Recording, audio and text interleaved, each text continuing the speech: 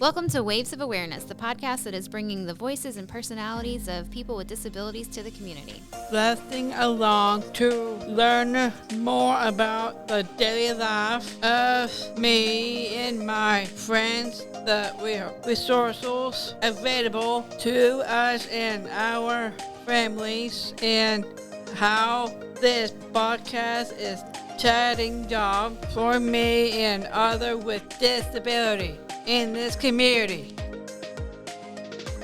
Hey everybody, we are back with another episode of Waves of Awareness, and we're so excited to talk about all things early learning and early intervention.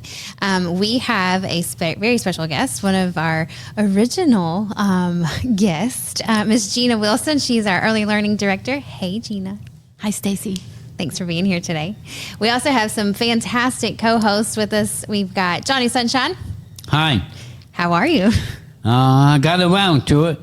Got around to it? And Jesus Christ love you. Jesus Christ love you. To call me Johnny Sunshine. You see my flashlight? I shine all the time, night or day. That's right. We're so glad you're shining with us today, John. Oh, yeah, I need that. We also have Matt. No, never mind. Kelly. Yeah. We have Kelly in the room. Kelly, mic. Okay, I practice that.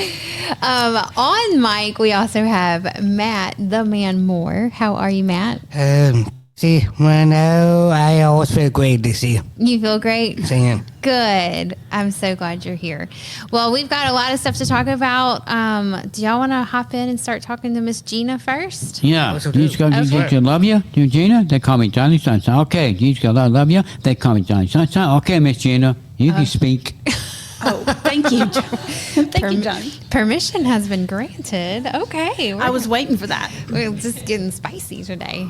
Matt, do you have a question? Do you want to start Gina off with that first question that you've got? No more question. Yes, I do. Okay, perfect. Thank you. Let's go. Can you tell us about your role as only learning director and your day-to-day? Nice. Yes, Matt, I can. So before I was a director, I was an early interventionist, and that really was the most fun. I mean, to be honest, people view us as going to houses and preschools and playing with babies.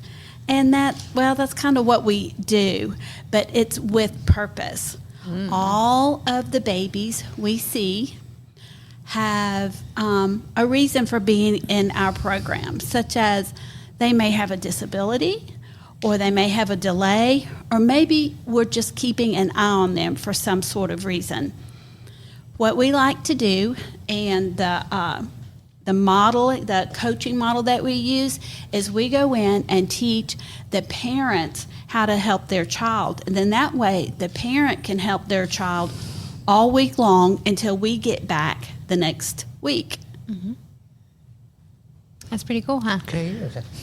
That too. You like that? I do.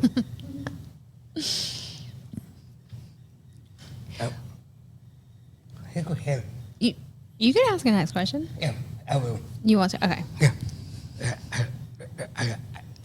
I'm not going to say number 3. I'm on number 2. That's right. That's right. I don't remember really. I never get it. In your work, what are some of the Mama told me Do you want to help? word. Do you want to help with it? ACON. Yeah, conditions. Conditions you've learned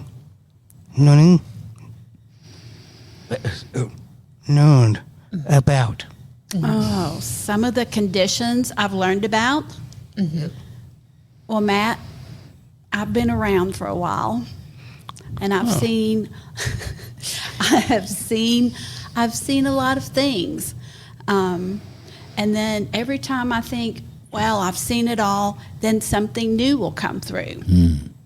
So to qualify for the early learning program or any service under TEIS, there has to be a reason that you're there. And so this baby might have a disability, and that could be, there's a list of these that qualify, and it's called the ICD-10, and it includes things like maybe different sicknesses. If your baby's sick, maybe you would qualify for our services. Or if you had something diagnosed at birth, like Down syndrome, that's my favorite, to be honest. I'm too. Yeah. Is that your favorite? It's my favorite. Sometimes we'll get babies in with a different diagnosis, maybe that you hadn't thought of before. Some of our babies have trouble eating, and they're too small, and maybe their diagnosis is malnutrition. That means that they haven't gotten enough nutrients to grow properly, and that can affect their learning. It can affect everything. We have babies who might need some help with their hearing or seeing. We have little babies with hearing aids, little ones, little tiny, like just a few months old. And we have little ones with glasses right off the bat, like even before they're a year old, they might be wearing glasses. So we can help with that too. Sometimes our babies get themselves into some trouble and they get hurt, and we can help get them back on track. So we'll go in and provide services for that. Some of our babies come into this world too early. So to qualify for our program, any child born before 32 weeks gestation qualifies for our program. And keep in mind that 40 weeks is Full term. full term. I was going to ask that question. Yeah, 40 weeks is full term. So 32 weeks in, they could be pretty small. Yeah, I mean, that's 2 months early, right? Yeah. 32 Oh, wow. minus 40 is 8 weeks. So that's 2 months. Yeah, a baby being born 2 months early. Think about how tiny that would be. Yeah, I know. It won't grow much either. Well, and I they're mean, tiny. Yeah. Gina, do you have kind of a physical comparison of boy. how small a baby can be when they're born? Okay, put me on the spot. I know, and I've heard you say it before, and so I know you. I know you have examples. Okay, I would say the typical birth weight's probably 7 pounds something. That's pretty typical.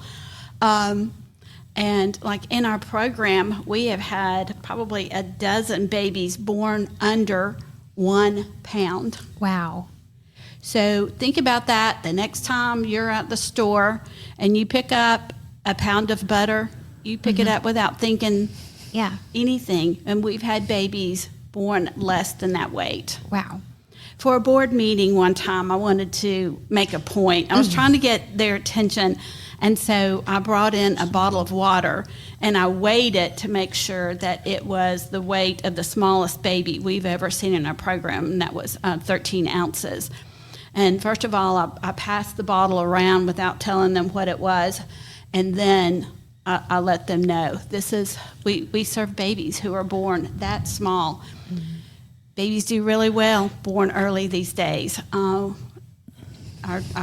medical community has figured out how to keep them alive and keep them well, and they usually end up doing pretty well, which is just hard to believe. Some of these babies are born at like 23 or 24 weeks when they're of that weight. Wow, that's half of the time. Like, just Yes. barely half the time that they should be inside cooking. I know. Mom doesn't even get to show off her maternity clothes before, this baby comes into the world.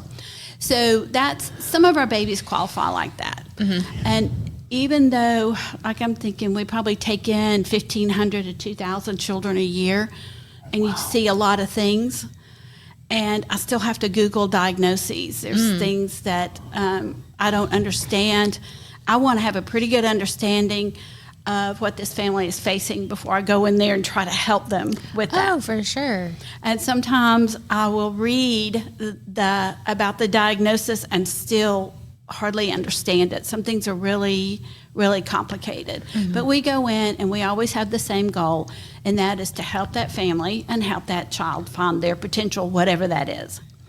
So if the child doesn't qualify by a disability, the child could qualify by just being behind.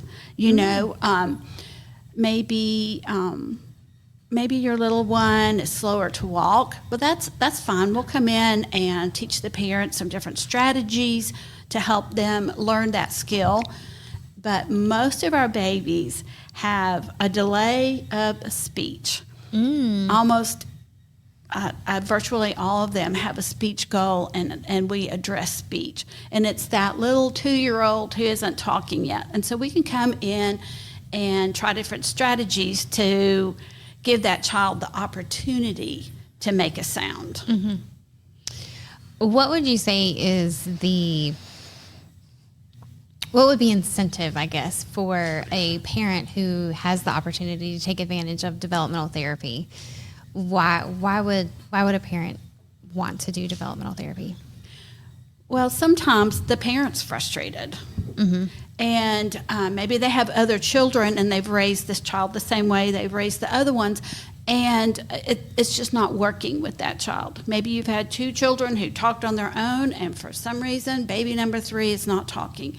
So what we'll do is go in and just try different strategies to get that little one to start talking, and to make sure that nothing else is going on, just in case there might be another diagnosis, or maybe there's a hearing loss.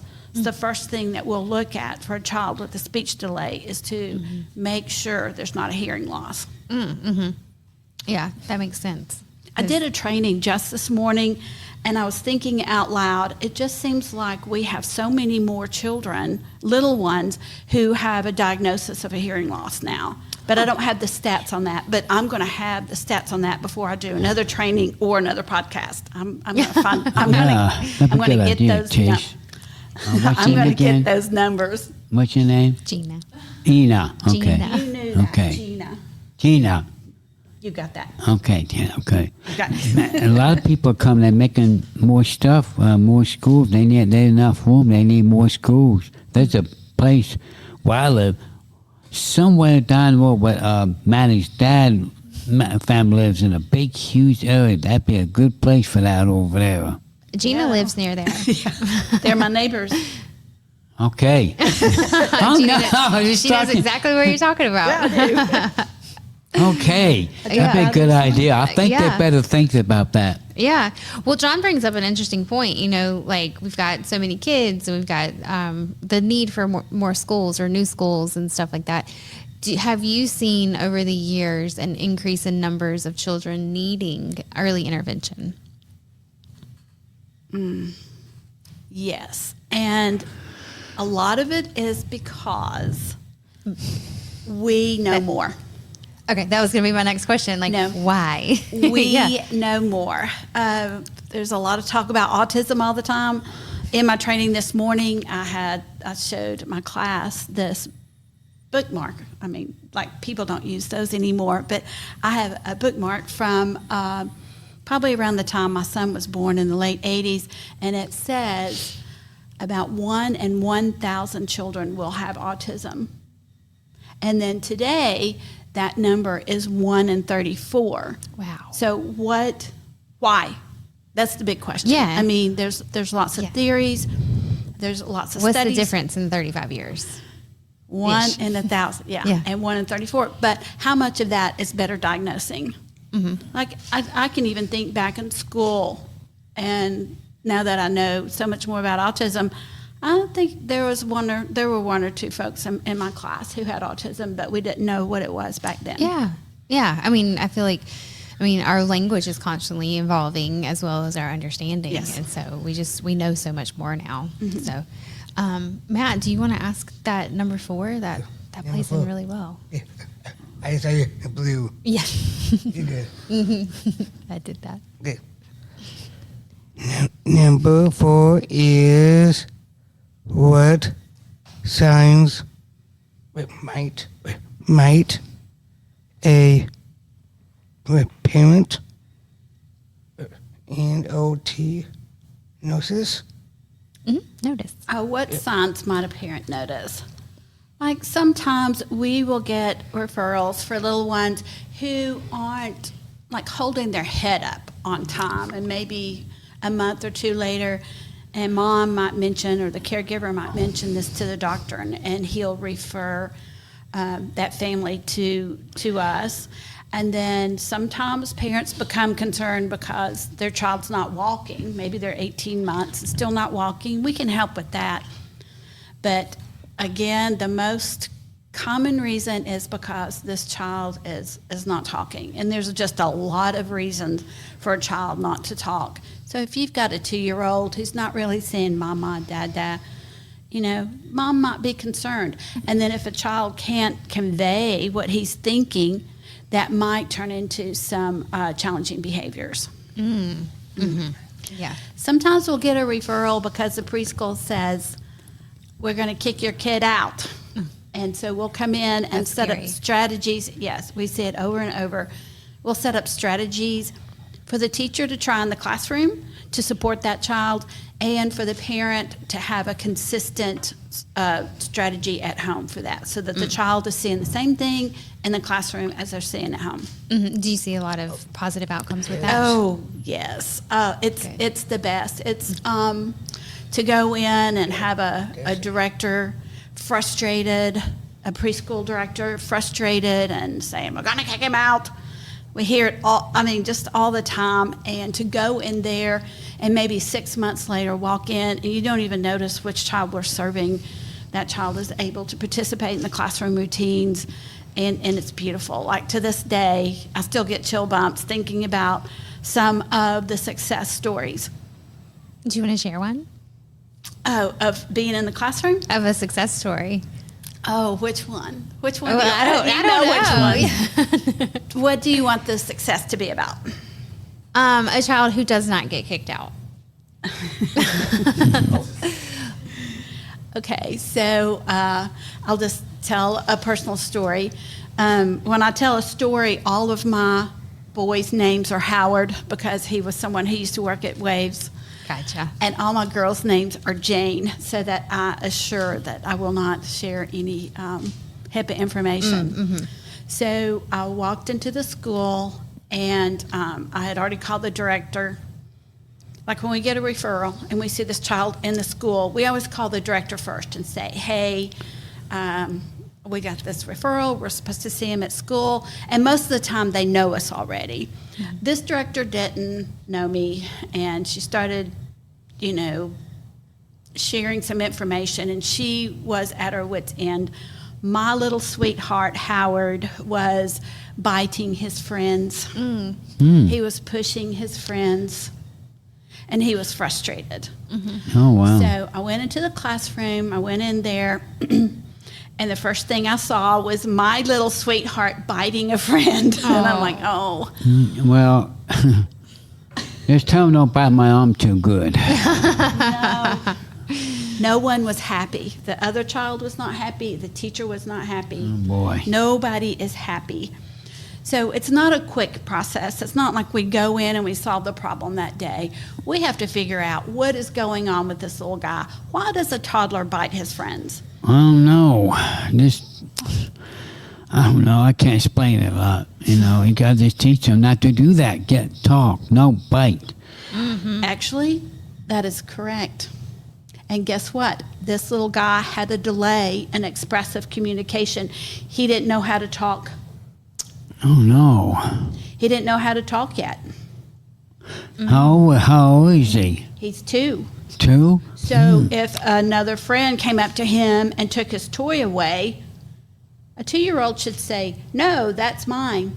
Well, he didn't know how to say that, so he had to get his toy back somehow, and biting was working for him. Oh. That was his only form of communication, or Wow. that Yes. he felt that he had. At that time. So other boy is 4 years old, 2 years apart. I see. Yeah. Yep. That is true. And he was biting him too. So what will go in, of course, is first to observe. We have to figure out what's going on, and we can't be quick. Is that your grandson? It is not. Oh, okay. When you say, It's not my grandson. oh, okay, okay. Well, when I see somebody in the 60s, it could be the grandson. Well, I wish it were, but it's not. I would even Okay. take a biting grandson. at this point. Oh, wait, and well, Gina. and don't wait. It's okay. They gotta be taught. Don't bite, my friend. Just say enough. Oh, That's good. That's good. That's kind of what we do. But we give that child, we give that teacher, and we give them, the caregivers, the tools that they need to do to start teaching him how to talk. So why is a 2-year-old not talking? What's the first No. thing? What's the first thing we do? We check for their hearing. His hearing was fine. okay. And so from there, we just go back some steps. We figure out what are his strengths? What does he do well? And then we build upon that. Well, this little guy could express his feelings. He was biting, right? He knew how Bite he his felt. arm till Yes, it bite he his finger, probably. Whatever's convenient. Oh, boy. And so we started focusing on his speech, and that was the key. He had missed some primary speech development, and we worked on that. We actually pretend play. Do you know what that is? It's like you just pretend that you're going through a story, and we would set him up so that he could say no. He actually didn't even say no. He held his hand up, and that meant no. Okay. Because he wasn't ready to say no yet. And instead of biting, he started holding his hand up. The next thing you know, his first word, of course, was no. Okay. But that helped That's him great. to keep from biting his friends. Yeah. Transfer the biting to a sign language 5 years Yes. old. avenue. So, no, he's still 2. I think. He was I know, still but two the at other the one would be time. 5. He'd be 3. They're Yeah. 2 years apart. That's right. So. That is right. So that's a success, and it's beautiful. I know it kind of sounds corny here, but that's No. what it's all about. To see him actually going in, like maybe 2 months, 3 months later, walking in and going hi to his friends. It is beautiful. See, Yeah. I still get chill bumps. I have chill bumps right now. Well, I mean, you say like that probably sounds like small or corny or whatever, but I think about it from the perspective of that teacher, that parent, that school administrator. You know, like they are getting to keep that kid. They're that parent. That parent is like, oh, we finally understand what he's trying to express. You Yes. know, and so it's just. I mean, you haven't said this word, but it's a word that keeps popping into my head. You're laying that foundation, like you're changing his trajectory, something that Oh that yeah, we'll say. I love that. It's beautiful. It is. It is beautiful.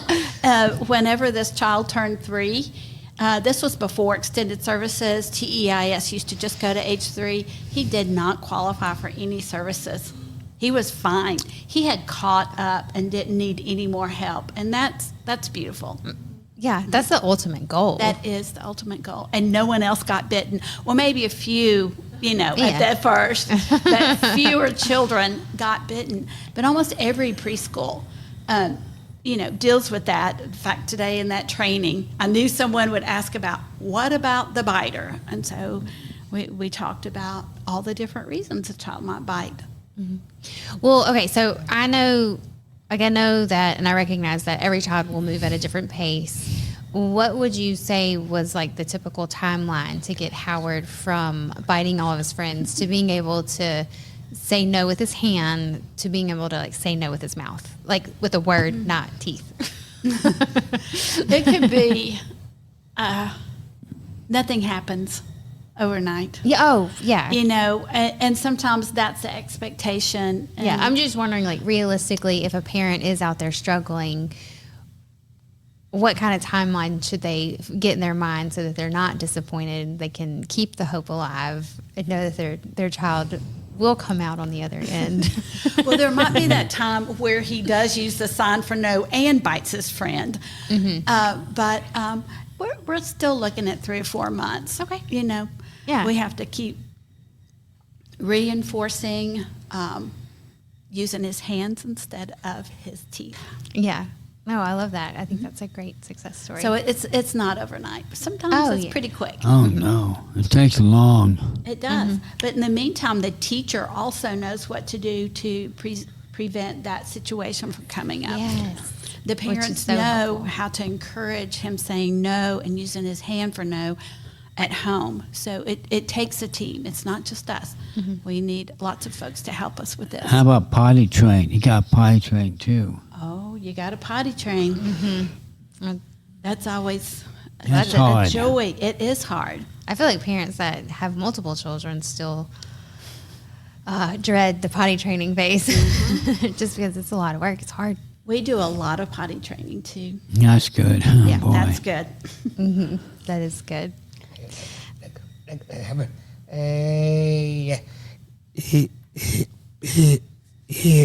That's right. Yeah, that happens to oldest too. Dog oldest. It happens. Say that one more time. We do have one dog. Oh, you have to do that for dogs? Is that what you- Oldest. Otis. Otis. Oh, Otis. Your dog Otis. Yes. No. He does. Sometimes he always do that. He does. Yeah, sometimes the strategies are very similar. Good. Well, I feel like in that consistency is always key. It's always key. The dog. We had. With just living beings, consistency is key. Yeah, that's right. We had one dog. That's the only one that we had. We did. You've had one dog, Otis. Yeah, that is his name. Oh. I know. He always doing that. He does. He's always peeing inside the house, or Bites. bites. Oh, bites. That's a hard one to break for a pup. I do know. I have my sister Katie has a friend. I got one person I know has a friend that has the oldest, a dog. They had to go home. Good. But he still bites. Oh, he does bite. Sometimes he does. I did has to go home Oh. with our friend Natalie. Oh, gotcha. Yeah, it's hard to break a dog from biting. I've got a biter for a dog. And we're slowly teaching him that he can trust people. And Yeah, he can okay. communicate in other ways. Not as teeth. I get my friend Katie's. Have Natalie. Yeah, Natalie's helping Otis. Oh yeah, that's right. That is right. That has oldest. Our dog oldest, and Natalie has our oldest now. She is. Gotcha. We use this behavior method. In fact, that's what I taught on this morning. It's just ABCs of behavior. It's identifying the antecedent and then the behavior and the consequence. And as I tell everyone that I train this on, I love this because it works on 2-year-olds, it works on your coworkers, it works on your husbands, and it works on your dogs. So this behavior plan could probably help your dog, Staci. Oh, well, I need to learn that. Yes, I will send you an email. I on need it. to learn that, so Ramen will stop biting. There's a reason he is biting. I hope You not. need to, if you can figure that out. Yeah. He's complicated. Maybe Yeah. Robin won't bite. I don't think he's that kind of dog to do that. I think he will. Oh boy. I know Well, if he you will. get him upset, yeah. Yeah. Tease him. Yeah, I try not to tease him. Or if Oh, he's I scared. don't. A pinch a dog is worse. A dog pinch a. I don't pinch my dog. No, a dog pinch a dog. They Pet him. Yeah. Yeah. But other dogs like to bite sometimes. Like a swallow. Well, he's not friendly. I saw one time. Oh man. Hey, what's wrong with the dog? Got his tail going up. Not friendly. Well, maybe next day he would talk to me. Maybe get off the dog bed. Get on the wrong side of the bed. Yeah, you got to on the wrong side of the dog bed. Maybe we could teach that dog some words Some manners. and some manners, that's for Some sure. manners, yeah. I don't think so. Not Okay, all right, that's good. I know who. I don't know who's feeling me. I do. I got one sister, Katie. Yes. Katie is my sister. Yes. I do have one friendly dog. I do. One Good. friendly dog. Luna. Yes, Luna. Luna. We all love Luna. We do. Luna. We always pet Luna. Good. We do. Luna sounds like a really good dog. It's very good. It's a good dog. My sister Katie. Sounds like Katie does a good job taking care of Luna. She does. When they take care of the kids to our school. Oh, yeah. Katie's a school teacher. So she. Yeah, I did that to the teacher of school. That Birmingham. Kids. Well, shout out to Katie if you're listening. Yeah. Hey, Katie. My sister Katie always listens to me. She does. To see the broadcast. She does. Nice. My cousin loves to listen too. With That's me. nice. Yeah, that is. That to Cookville, Tennessee. Oh, yeah. I know where that is. Very nice. Awesome. Gina, thank you so much for coming and joining us Oh, I today. join you. Yeah.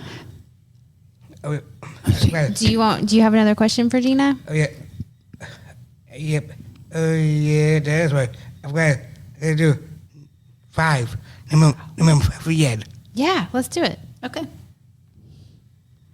What kinds of support or I can't remember RSE. I can't remember the word.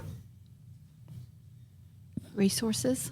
Resources help families with this convention. So, if we're talking about a child who is having trouble in the classroom, maybe biting their friend, the main thing that we do is go in and observe and try to figure out why. There's always a why behind the behavior. And so we'll go in, try to figure that out, and then set up a strategy plan to help that child and everyone around him, sometimes even his friends, and definitely the teacher, definitely the family, and that's how we support that child in that situation. I did a good story, Gina. Thank you. Gina, do you have any questions for our guys today? We haven't done any life updates, but Oh yeah. yeah, but we also can open the. Thanks. Go ahead.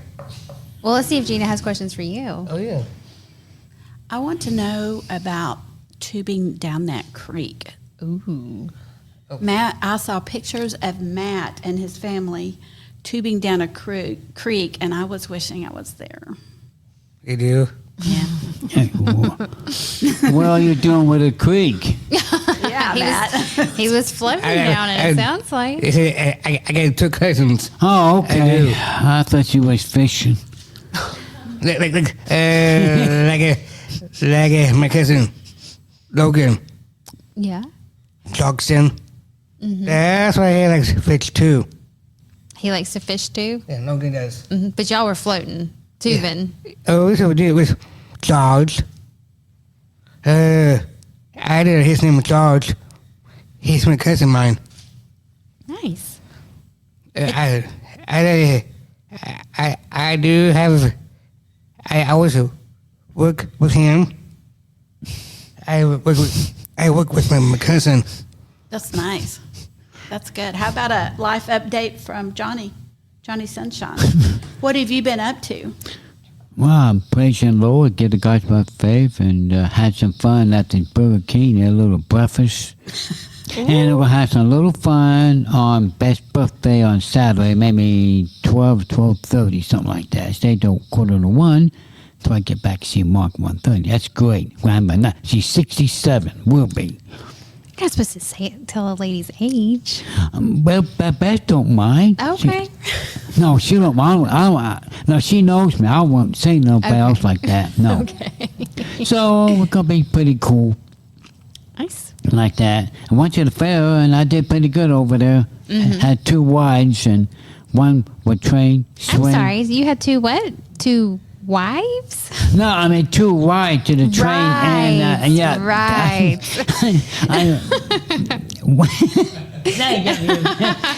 No, well, I you had got me all confused, John. I had 2 wide, 1 train, 1 swing, and 1 bumper car. But I got a ticket from Holly. Kelly. Kelly, yeah. But she said, I want that ticket to the judge and pay off 5 cents. Well, I can pay 5. I got it in my pocket. I had a good time. I had some lemonade. I had a little... Boy, those tickets did fun. Man, I wish it was always like that. Everything was ticket. They give you food, go to the grocery store, tick, tick, tick, tick, tick. I wait. Yeah, big shout out to the Williamson County Fair. We got some free tickets for some of our folks, and so John got to take advantage of that. I'm glad everything worked okay. I thank you guys, too. Yeah, sounds like y'all had a blast. Yeah, that's good, Holly. Kelly. Holly? Kelly. Kelly. Oh, I tell you, Kelly. I get it, Kelly. Okay, yeah. This is going to take a while. I got to be around you more. Well, there's incentive. Yeah. You can remember my name, Johnny Sunshine. Why can't I remember Kelly? I got to remember that. Yeah, I will. You'll get it. Yeah. Oh, well. We'll get there. Your name is, oh, man, I forgot. Jeannie. Close enough. Jenny, okay, take that's it. good. Can I call you Gina? Yeah. Okay, Gina. good. Gina. That's Okay. good. You got it. All right. Awesome. Okay. Jesus Christ love you, and I love you. May God go in your peace. It's in Johnny Sunshine. Jesus Christ love you. I love you. They call me Johnny Sunshine. Signing off. Okay. Well, I guess, are we wrapping up? I guess we are. Yeah. Oh, okay. Yeah, we're okay. Gina, thank you so much for being with us welcome. today and sharing more about early learning. Matt, do you want to sign us off? Close this out. I got plenty of time to do it now. I am. Okay. It's episode 11 of Waves podcast. And I don't know what this is. Spread that's positive, like Trent. My Trent, I don't know, he is my buddy. Trent, it's your buddy. And this is Waves of Wellness. Awesome. Thanks, guys. Thanks for being with us today. Yes, we'll ma'am. see you next week. Thanks, everybody. I'll be here. Okay. Thanks for turning into another episode of Waves of Awareness. We are glad you're here till next time.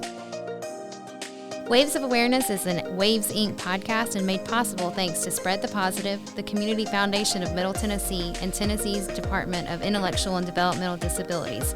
For more information, visit us online at www.wavesinc.com/podcast.